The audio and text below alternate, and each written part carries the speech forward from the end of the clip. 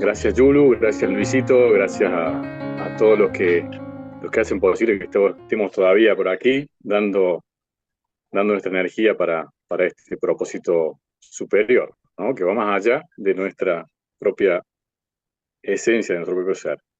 Ahora venimos a tratar de dar un pasito más, ¿vale? Quiero aclarar esto porque muchos por ahí piensan, no, pero esto de la supremacía o otra cosa, no. Estamos siempre hablando de los derechos de la madre tierra y dentro de la concepción de la madre tierra naturaleza como ser vivo. Entonces ahora te voy a pedir, Luis o Yulu, no sé quién está por ahí, que pueda compartir pantalla del documento. Hay un documento que he elaborado, lo he escrito para que sea más fácil. Y Ahí está. entonces me gustaría compartirlo para que cada uno, yo lo voy a ir leyendo y voy a ir explicando, pero cada uno lo puede ir leyendo y entendiendo un poco más de cómo es lo que se está proponiendo, ¿vale? Entonces, empezamos con este primer postulado, ¿no? Somos parte del orden universal. Sabemos que hay un orden, ese orden a su vez tiene una jerarquía. Esa jerarquía quiere decir que hay una escala de importancia, una escala de valores, y ese orden está presente en todo el universo. Ahí en el primer punto pone más abajo esa jerarquía existen en la naturaleza, ¿no es cierto? Y ahí está bien explicado lo que es las femineidades, como la elefanta, la yegomadrina, la ballena, y otras jerarquías son lideradas por masculinidades, como el león, el gorila de espalda plateada, el lobo, etc. Esto es importante que lo tengamos en cuenta, porque nosotros estamos como reino humano dentro del reino natural, dentro de un orden. En segundo lugar, hablamos de que esa gran madre tierra, esa Pachamama que nos abraza, que nos nutre, eh, obviamente que nosotros somos parte de esa madre tierra. Es decir, somos parte de esa biodiversidad, de esa naturaleza, y no podemos considerarnos separados. Es por eso que decimos que la conexión con la naturaleza, nuestra conexión con la naturaleza, viene a constituir nuestro eje. Eh, cuando un ser humano se considera separado de ese eje, mira la naturaleza como un recurso. Y es por eso que vemos tanto que hablamos de recursos naturales, porque vemos las cosas como si fuese algo de fuera, algo que está totalmente separado de nosotros.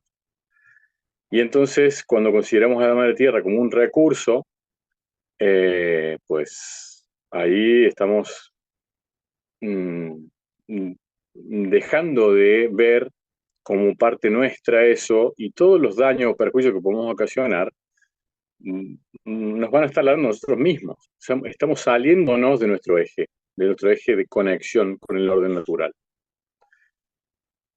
Y bueno, el tercer postulado que dice, viene, ¿qué es lo que está pasando ahora? ¿No? En estas últimas 2 décadas, en estos últimos 20 años, vemos que el ser humano ha empezado a considerar a la madre tierra como un ser vivo, dándole un lugar que antes no tenía, no se le había dado.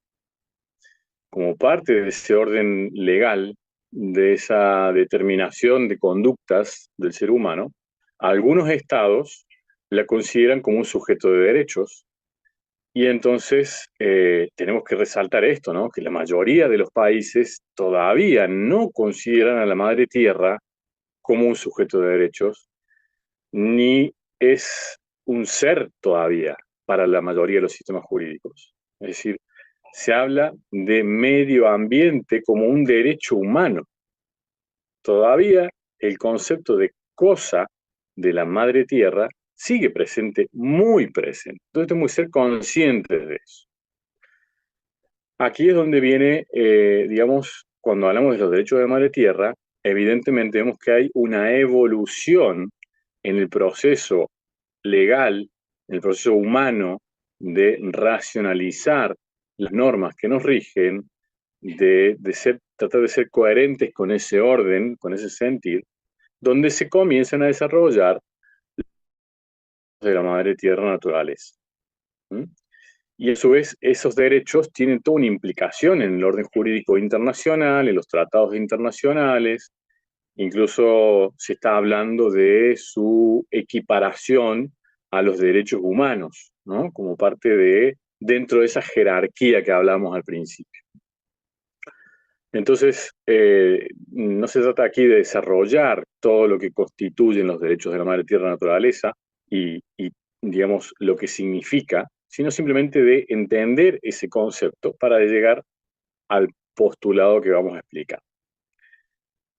El cuarto postulado habla de que el reino natural,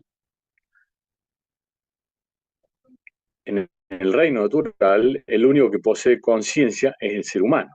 Y acá viene algo muy, creo que yo que es importante que tengamos en cuenta, y lo voy a leer textual. La conciencia debería ser la fuente del orden y no la ley escrita. Así empezamos. Ser coherente significa tener correspondencia entre nuestro sano sentir, nuestro sano pensar y nuestro sano actuar. Todo eso conforma una relación, la relación que nos vincula. Dentro de esa relación está nuestro vínculo esencial con la Madre Tierra.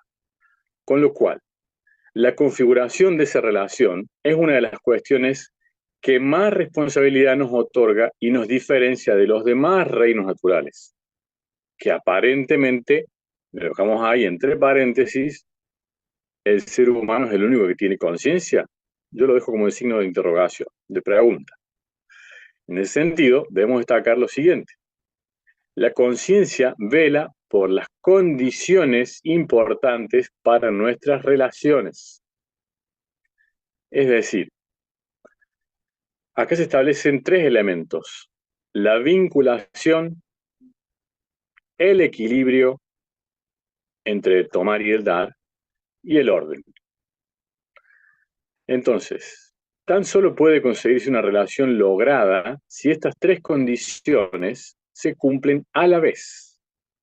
No hay vinculación sin equilibrio y orden, no hay equilibrio sin vinculación y orden, y no hay orden sin vinculación y equilibrio. La conciencia está al servicio de las tres necesidades y cada una se impone por una sensación particular de culpa e inocencia. Ahí está la cita de Gunther Weber, La felicidad dual. He tomado este texto porque este texto, si bien está en un libro que habla de la posibilidad de sanarnos a nosotros mismos, de Bert Hellinger y todo el tema de la biodecodificación. Creo que también es importante traer esto de la biodecodificación a nuestra vinculación con la tierra, porque a partir de ahí va a surgir la sanación que estamos buscando. Y esta propuesta es eh, parte de esa sanación, creo yo.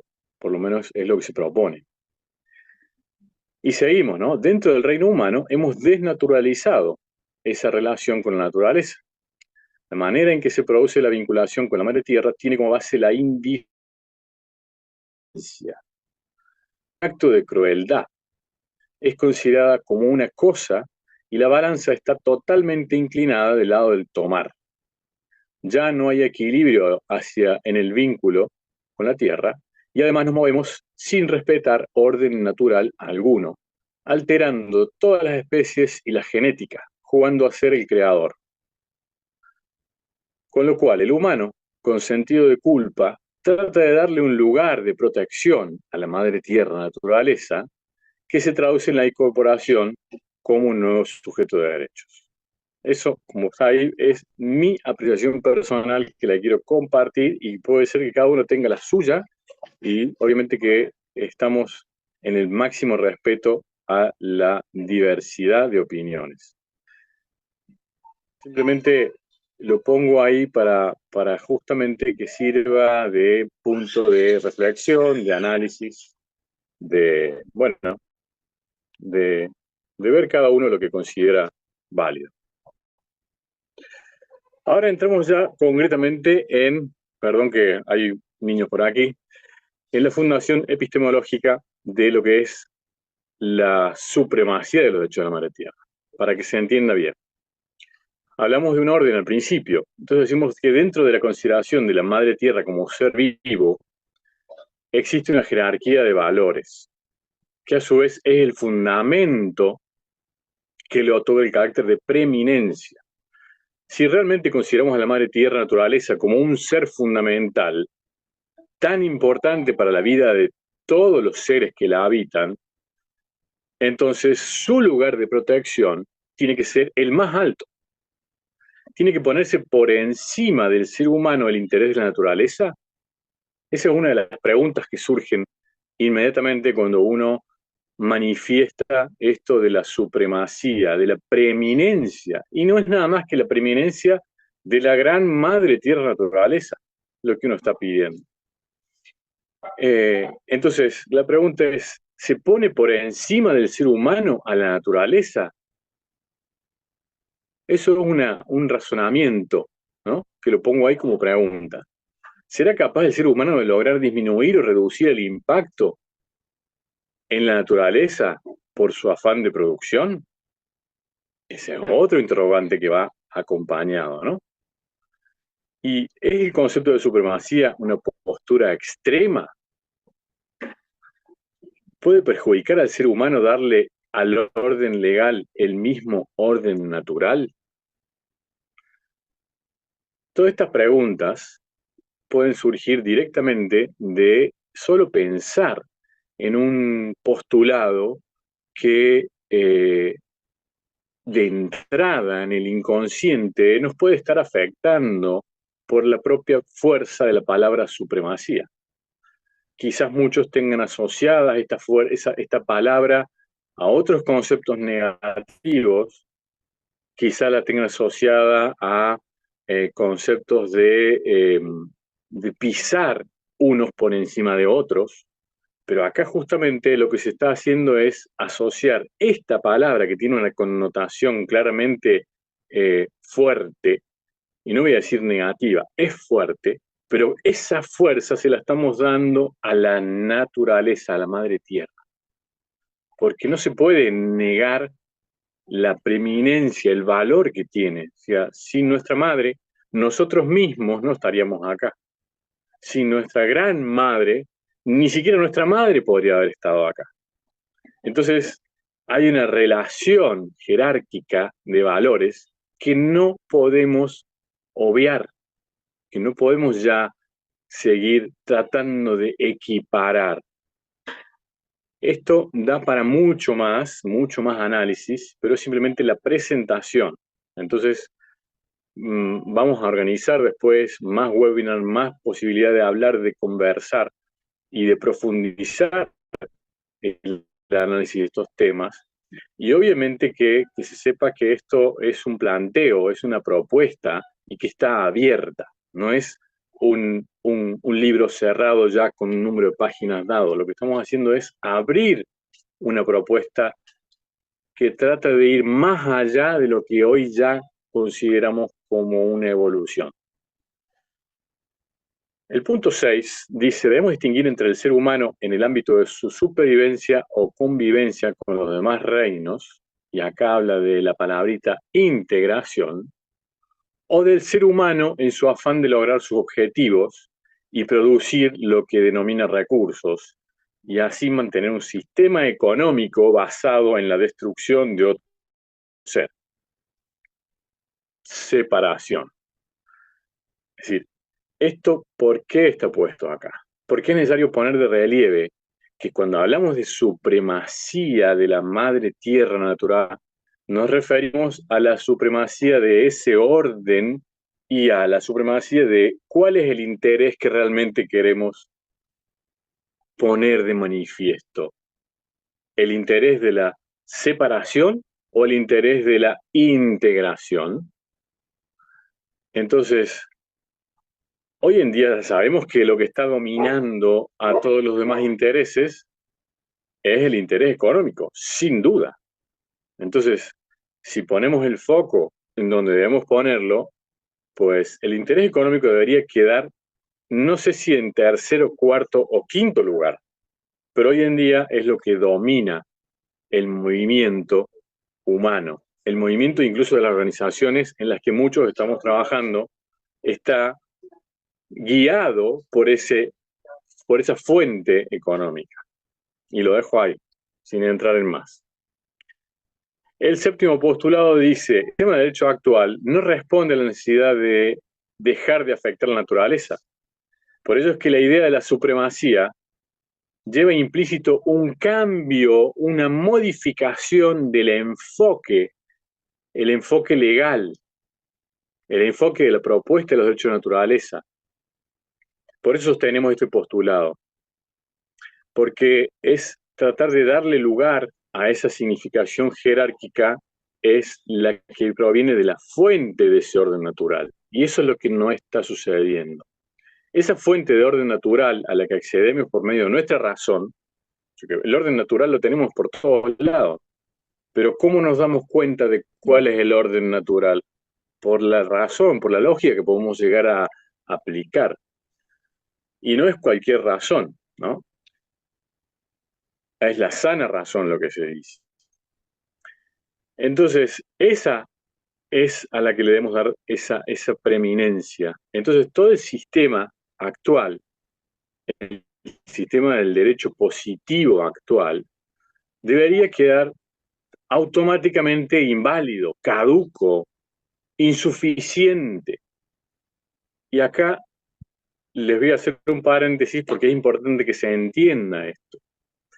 Hoy en día, el sistema de derecho, el sistema de fuente, es decir, de dónde surge la norma, de dónde surge la validez de una norma, hoy en día es un sistema meramente formal en el que surge de una ley escrita. Lo que está escrito es lo que vale. Eso es lo que se llama derecho positivo.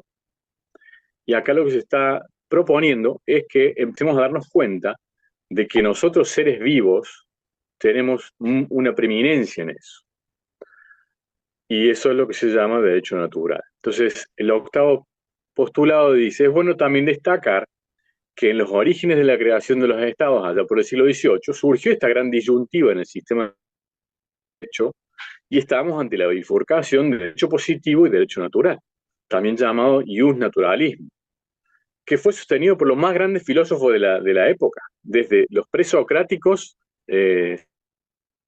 Sócrates, Aristóteles, Platón, todos los filósofos grandes que nosotros podemos llegar a estudiar, todos ellos eran partidarios del ius naturalismo. El positivismo vino después.